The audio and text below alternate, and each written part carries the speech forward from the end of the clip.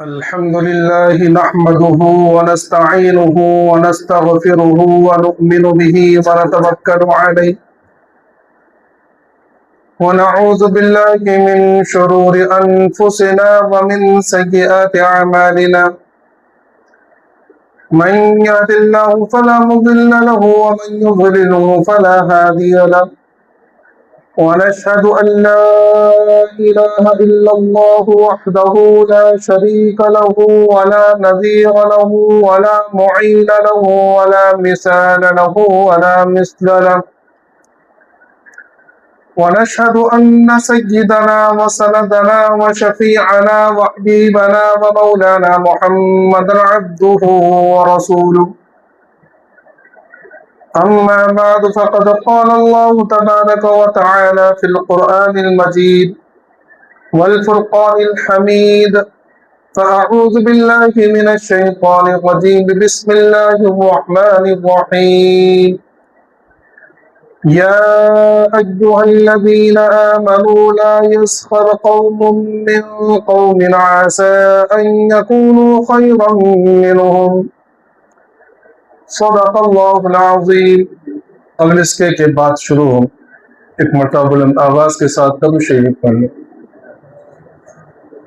اللہم صلی علی سیدنا مولانا محمد وعلی آل سیدنا مولانا محمد وبارک وسلم کما تحب وترضى عدد ما تحب وترضى یا کریم۔ میرے محترم بزرگوں، دوستوں اور عزیز ساتھیوں، قرآن کریم کی سورہ حجرات کی جو ہے تشریح اور تفسیر چل رہی ہے، اور اس سورہ کے شروع کرنے کی اصل وجہ یہ تھی کہ یہ قرآن کریم کی ان اہم صورتوں میں سے ہیں جن میں اللہ رب العزت نے اس دنیا کے اندر زندگی گزارنے کے طریقے بتلائے ہیں، معاشرت کے آداب اور اسلامی طریقہ، اسلامی آداب سکھائے ہیں۔ اس سورہ کے شروع کے اندر جو آیتیں تھیں، اس آیتوں کے اندر اللہ تبارک و تعالی نے آقا مدنی جناب محمد مصطفیٰ صلی اللہ علیہ وسلم کی تعظیم و تکریم اور آپ کے احترام اور آپ کی مجلس کا نقشہ کھینچا اور بتلایا کہ اللہ کے رسول صلی اللہ علیہ وسلم کی مجلس میں اور آپ کا ادب و احترام کس طرح ایک مسلمان کو کرنا چاہیے۔ اس کے بعد کے آیتوں کے اندر اللہ تبارک تعالیٰ نے دنیاوی زندگی گزارنے کے طریقے بتلائے۔ پچھلی آیتوں کے اندر اللہ تبارک تعالیٰ نے یہ بتلایا تھا اور مسلمانوں کو یہ سکھلایا تھا کہ اگر مسلمانوں کی دو جماعتیں، دو گروہ یا دو شخص آپس میں لڑنے لگے تو ایک عام مسلمان کا کیا برتاؤ ہونا چاہیے کہ وہ حق کی بنیاد پر کسی دوسرے کا ساتھ دے، جو حق پر ہو اس کا ساتھ دے، اس میں لسانی، علاقائی، قبیلہ، برادری یہ نہ دیکھے بلکہ مظلوم کا ساتھ دے۔ اور اس کی اہم وجہ بتلائی تھی کہ اس کی وجہ یہ ہے کہ جتنے بھی مسلمان ہیں، ایمان والے ہیں، وہ آپس میں بھائی بھائی ہیں۔ پچھلی آیتوں کے اندر لڑائی ہو گئی تو کیا کرنا چاہیے یہ بتلایا تھا۔ آج کی جو آیت ہے اس آیت کے اندر اللہ تبارک تعالیٰ نے تین اہم وجہ بتلائی ہے جس کی وجہ سے لڑائی ہوتی ہے عام طور پر۔ کہ لڑائی ہو جائے وہ تو دور کی بات ہے، اول تو ان تمام چیزوں سے، ان اعمال سے بچنا چاہیے جو لڑائی کے اسباب ہوتے ہیں۔ تو ارشاد فرمائے کہ یا ایھا الذین آمنوا لا یسخر قوم من قوم عسى ان یکونوا خیرا منهم، کہ لوگوں کوئی شخص تم میں سے، اے ایمان والوں، تم میں سے کوئی شخص ایک دوسرے کا مذاق نہ اڑائے، تمسخر نہ کرے، کیونکہ ہو سکتا ہے کہ جس کا تم مذاق اڑا رہے ہو وہ تم سے بہتر ہے۔ مذاق اڑانا کیا ہوتا ہے اور اس کے اسباب کیا ہے؟ دیکھو، جو مذاق کہتے ہیں کسی کو حقیر سمجھ کر یا کسی کو اس طرح اس کا تمسخر کرنا کہ اس کو وہ چیز بری لگے، اس کے اسباب کیا ہیں؟ اس کے دو سبب ہوتے ہیں عام طور پر۔ سب سے پہلا سبب تو یہ ہوتا ہے کہ انسان یعنی جو کسی کا مذاق اڑا رہا ہے، یعنی مذاق اڑانے والا شخص اپنے آپ کو بڑا سمجھ رہا ہے، وہ یہ سمجھ رہا ہے کہ میں جس کا مذاق اڑا رہا ہوں یہ مجھ سے کمتر ہے، حقیر ہے، ذلیل ہے، اس لیے اس کا مذاق اڑا رہا ہے۔ دوسرا سبب یہ ہوتا ہے کہ وہ سامنے والے کے پہلو کی اس سے کہ ہم دوسرے شخص کو حقیر سمجھ رہے، گھٹیا سمجھ رہے۔ تو پہلا سبب ہو گیا تکبر اور دوسرا سبب ہو گیا حقارت سے، اور یہ دونوں چیزیں اللہ تبارک تعالیٰ نے دوسرے طریقے سے حرام قرار دی ہے۔ کوئی انسان اگر تکبر کرے تو تکبر تو بذات خود بری چیز ہے۔ ایک حدیث پاک کے اندر اللہ کے رسول صلی اللہ علیہ وسلم فرمایا کہ حدیث قدسی ہے، اللہ تبارک تعالیٰ ارشاد فرماتا ہے الکبر ردائی فمن ینازعنی عذبتہ، کہ تکبر، بڑائی، اپنے آپ کو بڑا سمجھنا، اللہ تبارک تعالیٰ ارشاد فرماتے ہیں یہ تو میری چادر ہے، یعنی میرا حق ہے۔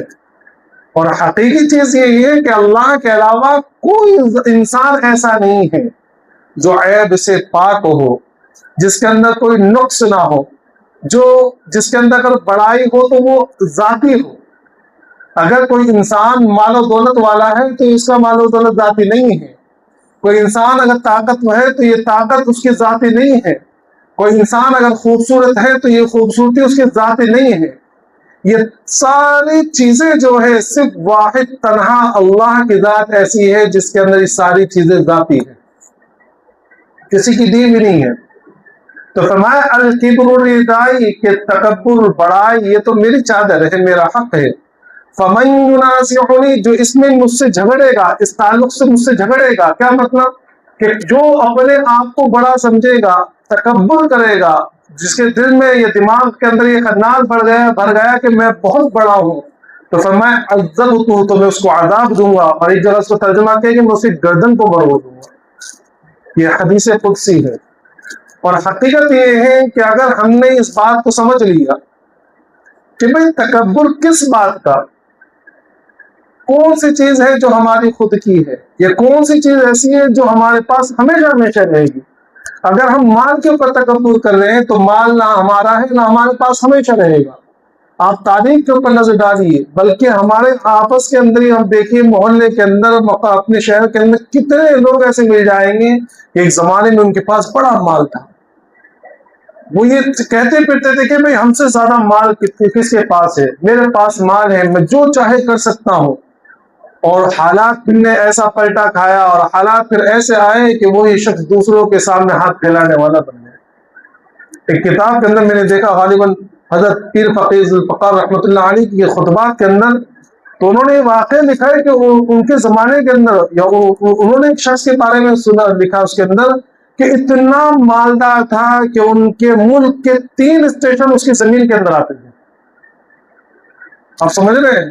اگر ہم لوکل ٹرین کا بھی، وہ تو زمانے کے اندر لوکل ٹرین کی اتنی وہ بھی نہیں تھی، اگر ہم لوکل ٹرین کا بھی وہ پکڑ لیں تو یہ سمجھیے کہ اگر کوئی انسان تربے سے چلے تو تربا، کوپر کھیڑنا، گھنسولی، یہ، اور آگے پھر اس کے جب وبالے کی حدود ختم ہونے سے اور تربے کی حدود شروع جاؤ، اتنی پوری زمین اس کی تھی، 3 اسٹیشن اس کے پاس آتے تھے اس کی زمین کے اندر۔ لیکن چونکہ وہ دماغ میں وہی خناس بھرا ہوا ہے کہ پیسہ میرا ہے، میرے اپنے پاس سے کمایا ہے، یہ میرے طاقت سے ہے، یہ میرے کمایا ہے، میرے کاروبار کرنے کی وجہ سے، میرے حسن تدبیر سے، میں نے آئیڈیا لگایا، میرا دماغ یوں چلایا، اور میں نے یوں کیا، میں نے یوں کیا، وہ دماغ میں بھرا ہوا تھا۔ تو فرماتے کہ ایک وقت ایسا آیا کہ میں نے اس کو یہ دیکھا کہ وہ کسی شہر کے جو ہے اندر جو بھیک مانگ رہا ہے، اس کی حالت ایسی ہو گئی ہے کہ اس کے پاس ایک روٹی کا ٹکڑا پڑا ہوا ہے، لیکن ہاتھوں میں پالیج ہے، وہ روٹی کا ٹکڑا بھی اٹھا کر خود نہیں کھا سکتا۔ کس مال کے اوپر؟ اگر حسب نسب ہے تو کون سا حسب نسب؟ اگر خوبصورتی ہے تو یہ خوبصورتی اللہ کے دی ہوئی ہے۔ تو اس لیے پیر صاحب کا واقعہ لکھا ہے کہ ایک شخص ان کے پاس جو ہے کیا کرنے گئے، مرید بننے گئے، تو انہوں نے کہا کہ ٹھیک ہے خانقاہ میں آپ کو رہنا پڑے گا۔ تو خانقاہ میں رہنے لگے، تو وہاں جو ہے ایک کچرا جمع کرنے والی یا خادمہ تھی، تو وہ خادمہ جو ہے ایک مرتبہ کسی کام سے ان مرید صاحب کی طرف گئی، تو وہ دیکھ کے اس کے پر عاشق ہو گئے، کتنی خوبصورت۔ تو خادمہ بھی چونکہ پیر صاحب کی جو ہے مریدنی تھی، تو انہوں نے جا کے پیر صاحب سے کہا اس خادمہ نے کہ آپ کا فلاں مرید جو آیا ہوا ہے تو وہ جو ہے اس طرح اس کی حرکت کر رہا ہے. تو کہا کہ اچھا ایسی بات ہے. تو انہوں نے جو ہے وہ پیر صاحب نے جو ہے اس خادمہ کو 10 آور جو ہے دوا کھلا دی لوز موشن کی، اور کہا کہ جتنا تم جو ہے پاخانہ کرو گی وہ کسی ایک اس میں جمع کرتے رہنا برتن میں. کہا کہ ٹھیک ہے. تو 10 دوا تھی لوز موشن کی، اس کو دن بھر لوز موشن ہوتے تھے، اس نے ایک جگہ جمع کرتی رہی برتن کے اندر. اور بعد میں ایک دو دن اس طرح ہوا تو بعد میں پیر صاحب نے اس کو دوسری دوا دے دی جس سے اس کے دست رک گئے، اور کہا کہ اب ذرا جاؤ. تو جب وہ گئے تو ظاہر سی بات ہے کہ آپ سمجھتے ہیں لوز موشن جب انسان کو ہوتا ہے نا تو پورا جھڑ جاتا ہے وہ. تو جب دوبارہ گئی تو سارا حسن زوال حسن و کمال جو ہے خوبصورتی جو اس کی ظاہر ہو گئی، آنکھیں جو ہے اندر گڑ گئی اور گال جو ہے پچک گئے اور کمزوری کی وجہ سے چلا نہیں جا رہا ہے. تو جب وہ دوبارہ وہاں گئی تو اس مرید نے اس کو دیکھ کے نظر پھیر دی. تو آپ کے جا کے پیر صاحب سے کہا کہ وہ آپ کے مرید نے اس طرح میں حرکت کی کہ اب جب میں گئی تو مجھ سے نظر پھیر لی. کہا کہ اچھا ایک کام کرو، جس برتن میں تم نے وہ سب پاخانہ کیا تھا وہ لے جا کے وہاں رکھ دو، اس کے پاس لے کے جاؤ. تو جب وہ برتن لے کے گئی تو یہ جو مریض تھا یہ چی کرنے لگا کہ کیا لے کر آئی ہو تم، اتنی بدبودار. تو اس وقت پیر صاحب آئے کہ بھائی اصل محبت تو تمہیں اس سے تھی، یہ پاخانہ جب تک اس کے پیٹ میں تھا تمہیں بڑی محبت بڑا عزیز لگ رہی تھی، بڑی خوبصورت لگ رہی تھی، بس اس کے اندر سے یہی تو نکلا ہے. بھائی بات سمجھ میں آ رہی ہے آپ کی؟ تو یہ خوبصورتی کے اوپر کیا ناز کرنا، کیا گھمنڈ کرنا. بڑے بڑے خوبصورت اس دنیا کے اندر آئے اور چلے گئے، اللہ نے ساری کی خوبصورتی بگاڑ دی. سمجھے؟ اگر طاقت کے اوپر وہ ہے تو طاقت بھی اللہ کی دی ہوئی ہے. بڑے بڑے لوگ آپ دیکھیے، ایک زمانے میں آپ نے ایک نام سنا ہوگا ارنولڈ کا. سمجھے؟ ایک زمانے میں ایسا تھا کہ بہت طاقت اور بہت دنیا کے اندر بہت فیمس تھا، بڑے بڑے ایوارڈ اس نے جیتے ہیں، Guinness book of world record اس کا نام ہے، اور کئی مرتبہ مسٹر اولمپک بنا، اور کئی مرتبہ بہت ہو. لیکن جب بڑھاپا آیا اور اب آپ اگر زندہ ہو تو آپ دیکھیے، ایک مرتبہ بیچ میں نے ایک ویڈیو دی تھی کہ دیکھی تھی اسے کہ وہ چلا نہیں جا رہا تھا، اس سے سہاروں سے چل رہا ہے. تو کون سی چیز ایسی ہے جس تعلق سے ہم گھمنڈ کر سکتے ہیں، تکبر کر سکتے ہیں؟ ہاں، اللہ وہ ذات ہے جس کی صفات کے اندر کوئی سوال نہیں ہے. اللہ جب سے تھا، جب سے ہے اور جب تک رہے گا، وہ ہمیشہ سے ہے، ہمیشہ رہے گا. اس کے لیے نہ ابتدا ہے نہ آخر ہے، وہ ازل سے ہے، ابد تک رہے گا، اس کے لیے کوئی نہیں. تو جس طرح وہ زوال سے پاک ہے، جس طرح وہ ازل سے ہے، ابد تک رہے گا، اس کی ہم کوئی تشریح نہیں کر سکتے کہ وہ کب سے کب تک رہے گا، کچھ وہ نہیں. یہ الفاظ ہمیں سمجھانے کے لیے کہنے پڑتے کہ ہمیشہ سے ہے، ہمیشہ رہے گا، یہ وقت کے اعتبار سے. ورنہ وہ کب سے ہے وہ جانتا ہے، وہ کب تک رہے گا وہ کچھ، اس کے لیے نہ کوئی ابتدا انتہا نہیں، وہ ابتدا انتہا سے پاک ہے. تو جس طرح اللہ تبارک تعالیٰ ابتدا سے انتہا سے پاک ہے، اسی طرح اس کی جتنی بھی صفات ہیں، وہ جمیل ہے، خوبصورت ہے، تو اس کا جمال ہمیشہ سے ہے، ہمیشہ تک رہے گا. وہ طاقتور ہے، وہ ہمیشہ سے طاقتور تھا، وہ ہمیشہ طاقتور رہے گا. وہ جتنی بھی صفات ہے، واحد اللہ کی ذات ایسی ہے جس کی ساری صفات کو کوئی زوال نہیں ہے. تو ظاہر سی بات ہے وہ بڑائی کے لائق ہے. تو فرمایا کہ پہلا سبب جو ہم کسی کا مذاق اڑاتے ہیں، اس کا پہلا سبب یہ ہوتا ہے. دوسرا سبب یہ ہوتا ہے کہ ہم کسی اور کو حقیر سمجھ رہے ہیں. ہماری نظر ہمارے عیوب پر نہیں ہے لیکن دوسرے کے عیبوں پر ہے. دوسروں کو ہم سمجھ رہے کہ یہ میرے سامنے کیسی. تو کسی دوسرے کو عیبدار سمجھنا ہے، کسی کو حقیر اور ذلیل سمجھنا، یہ کیسے پتا چل سکتا ہے؟ ہم اس کا معیار طے کرنے والے کون ہیں؟ ایک بزرگ تھے، وہ رستے سے جا رہے تھے، تو ظاہر سی بات ہے کہ ایسا نہیں، نبیوں کے جو مخالف لوگ ہوتے ہیں، نبیوں کو جو ستانے والے ہوتے ہیں، تو عام لوگوں کا یا بزرگ کا کیا وہ، تو ان کا بھی کوئی پڑوسا تھا، کوئی دشمن تھا، تو چلتے ہوئے راستے میں ان کو برا بھلا کہنے لگا، یہاں تک کہنے لگا کہ تم تو کتے سے بھی زیادہ بدتر ہو. لیکن اللہ والوں کی شان ہوتی ہے کہ وہ جواب نہیں دیتے، وہ اسی طرح جا رہے ہیں. تو ان کے ساتھ میں جو شاگرد تھے، جو مرید تھے، وہ کہنے لگے کہ حضرت آپ نے اس کو جواب نہیں دیا، اور یہ اتنا نالائق کہ اس نے آپ کو یوں کہا کہ آپ کتے سے بدتر ہیں. تو کہنے لگے کہ بھائی میں کیا جواب دوں اس کو، کہ ابھی تک تو مجھے خود کو نہیں پتا چلا کہ میں کتے سے افضل ہوں، کتے سے بدتر ہوں. مجھے تو کل قیامت میں جب پتا چلے گا، جب اللہ تبارک تعالیٰ مجھ سے راضی ہو جائیں گے اور اپنی رضا کا پروانہ مجھے دے دیں گے اور مجھے جنت میں داخل کر دیں گے، اس وقت میں کہہ سکتا ہوں کہ ہاں میں کتے سے برتر ہوں، میں کتے سے اچھا ہوں۔ اگر کل اللہ نے مجھ سے مجھے اپنی رضا کا پروانہ نہ دیا، یا اللہ نے اپنی ناراضگی کا اظہار کر دیا اور اللہ نہ کرے مجھے جہنم میں داخل کر دیا، تو اس وقت حقیقت میں کتے سے برتر ہوں۔ تو فرمایا اللہ تبارک تعالیٰ نے یہ دونوں چیزیں ذہن میں رکھیں کہ نہ اپنے آپ کو بڑا سمجھے، نہ کسی سامنے والے کو ذلیل سمجھے۔ یہ ساری چیزیں اللہ اور اس کے رسول نے ختم کر دی ہے۔ علامہ تھانوی رحمۃ اللہ علیہ فرمایا کرتے تھے کہ میں سارے مسلمانوں کو جتنے بھی ایمان والے ہیں حال کے اعتبار سے اپنے سے بہتر سمجھتا ہوں، یہ سب مجھ سے بہتر، پتہ نہیں اللہ کو کس کی کیا ادب پسند آ جائے۔ اور جتنے کافر ہیں ان کو معال کے اعتبار سے، کیا آئندہ کے اعتبار سے میں اپنے افضل سمجھتا ہوں کہ ہو سکتا ہے مجھ سے کوئی گناہ ہو جائے اور آخر وقت میں میری اس سے پکڑ آ جائے، اور کوئی شخص ہے جو 70 سال تک کفر کی حالت میں تھا لیکن آخر وقت میں مرنے سے ایک دو دن پہلے یا ایک دن پہلے اس نے اسلام قبول کر لیا، ایمان لے آیا، تو سارے گناہ معاف اور بغیر گناہ کے وہ جنت میں جائے گا، اللہ کے سامنے حاضر ہوں۔ تو میں تو ہر ایک کو اپنے سب افضل سمجھتا ہوں۔ لکھا ہے تاریخ کتابوں کے، حدیث کی کتابوں کے اندر کہ ایک مرتبہ حضرت ابو ذر رضی اللہ تعالیٰ عنہ بڑے زاہد صحابی ہے، تو ایک مرتبہ کوئی بات پر ناراضگی ہوئی حضرت بلال رضی اللہ تعالیٰ عنہ سے، تو انہوں نے زبان سے، ظاہر سی بات دل میں تو کچھ نہ رہے کہ زبان سے یہ بات نکل گئی، او کالے کلوٹے، یا یہ کہا کہ کالے ماں کے جنے ہوئے۔ تو حضرت بلال رضی اللہ تعالیٰ عنہ کو تھوڑا برا لگا اور آپ نے کہا کہ میں یہ بات اللہ کے رسول سے کہوں گا۔ تو اللہ کے رسول صلی اللہ علیہ وسلم کو یہ بات پتہ چلی، تو اللہ کے رسول صلی اللہ علیہ وسلم نے کہا کہ ابو ذر کے اندر سے ابھی تک زمانے جاہلیت کی بو نہیں گئی ہے، یہ تو زمانے جاہلیت کام تھے، کسی کو عیب دلانا یا کسی کا مذاق اڑانا کسی کے اوپر۔ تو حضرت ابو ذر رضی اللہ تعالیٰ کا چہرے کا رنگ فاق ہو گیا، چہرے کا رنگ بدل گیا، اور کہنے لگے، حضرت بلال رضی اللہ تعالیٰ کے سامنے لیٹ گئے اور اپنا چہرہ جو ہے زمین پر رکھ دیا اور کہا کہ جب تک بلال اپنا پیر میرے چہرے پر رکھ کر گزرے گا نہیں، میں یہاں سے ہٹوں گا نہیں۔ حضرت بلال رضی اللہ عنہ کہنے لگے کہ میں نے نہیں معاف کر دیا، کہا کہ نہیں معافی نہیں، جب تک تم اپنا پیر میرے، کہ میری ہمت کیسے ہوئی کہ میں تمہیں کالے ہونے کا تانا دوں۔ تو لکھا ہے کتاب کے اندر کہ واقعی اس طرح جب تک نہیں کیا حضرت بلال نے کہ حضرت ابو ذر نیچے لیٹے زمین کے اوپر اپنا چہرہ نیچے رکھا، حضرت بلال ان کے چہرے کے اوپر اپنا پیر رکھ کے آگے گزرے، اس وقت اپنا چہرہ نہیں اٹھایا کہ مجھ سے کتنی بڑی غلطی ہوگی۔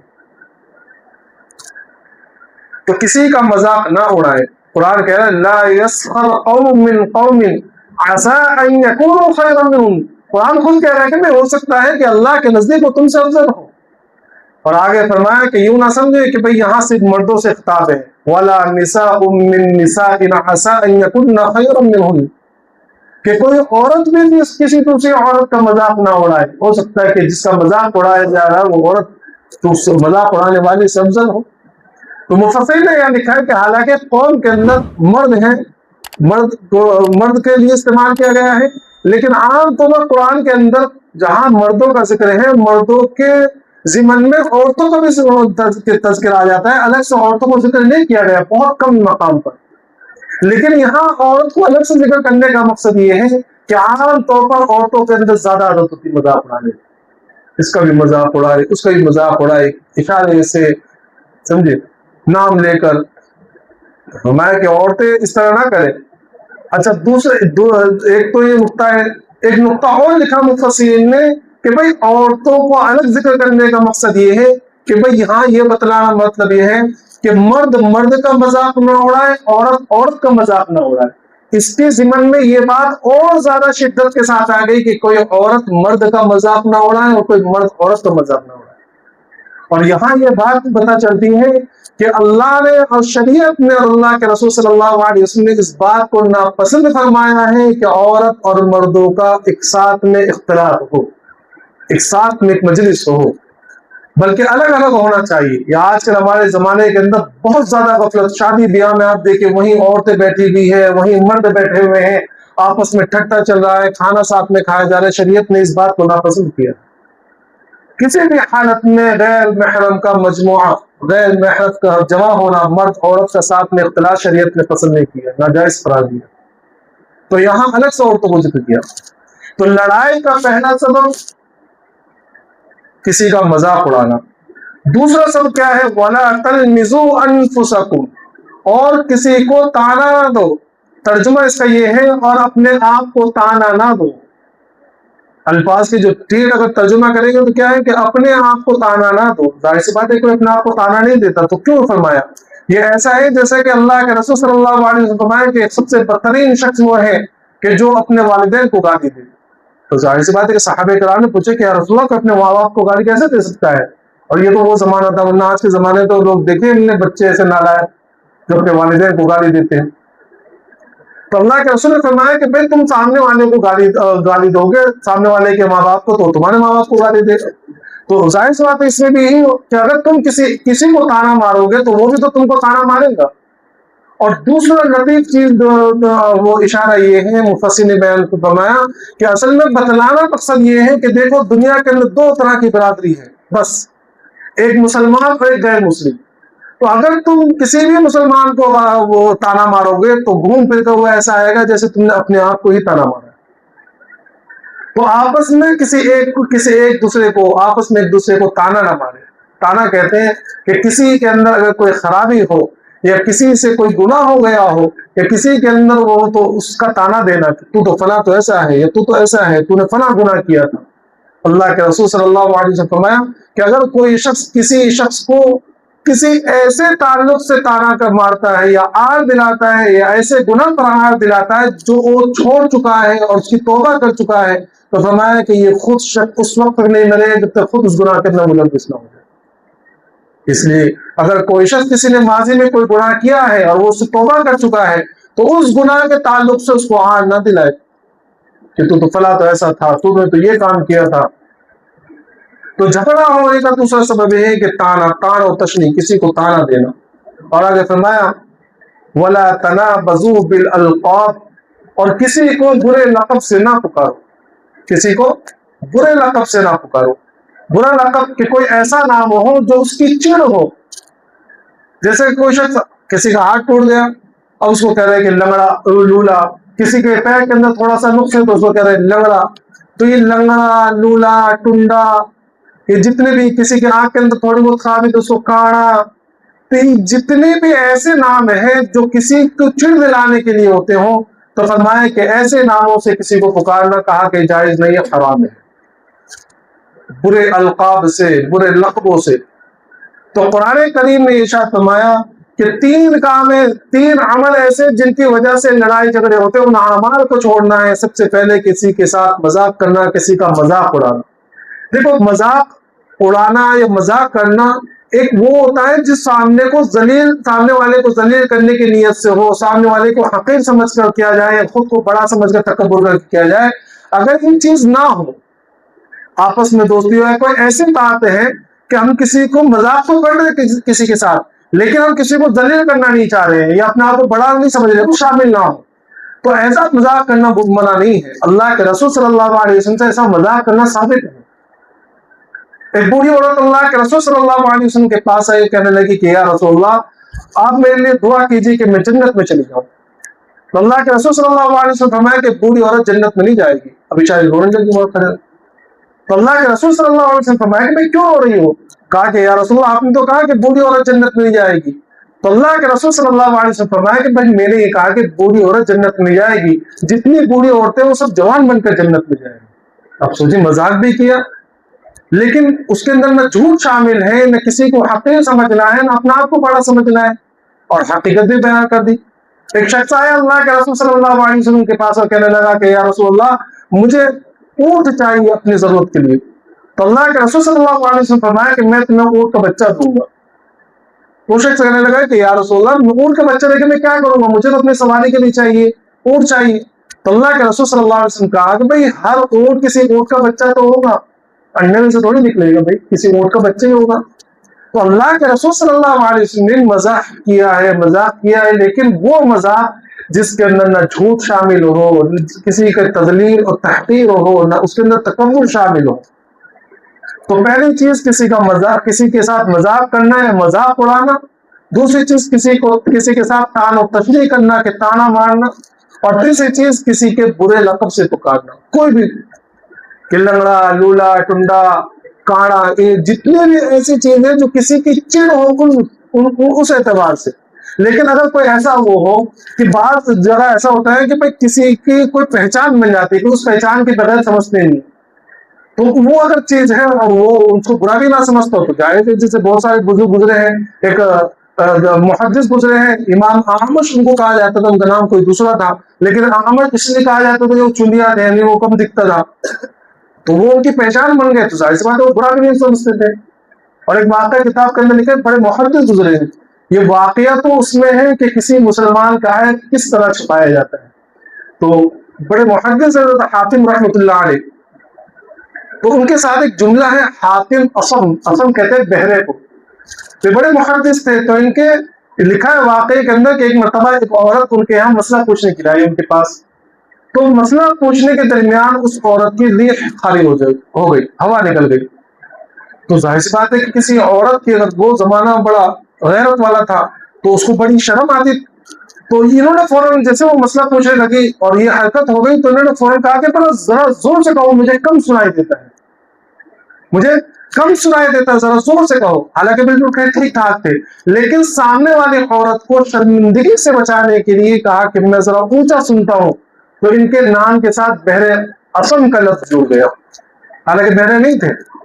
تو سوچیے کیا زمانہ تھا، کیا معاشرہ تھا کہ جہاں کسی کو شرمندگی سے بچانے کے لیے، کسی عیب کو چھپانے کے لیے اپنے اندر ایک عیب پیدا کر دیا، اس کے ساتھ شہرت حاصل کی.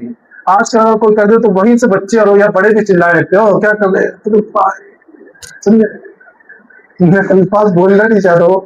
تو بہرحال یہ معاشرت اللہ تبارک تعالیٰ نے ہم کو سکھائی ہے، اور یقین جانیے وہ معاشرت اور یہ اسلامی آداب ہے کہ اگر ہم اختیار کریں گے تو آپس میں بھائی چارگی بڑھے گی، محبت بڑھے گی، معاشرہ جو ہے وہ صالح معاشرہ و جنت نما معاشرہ بنے گا.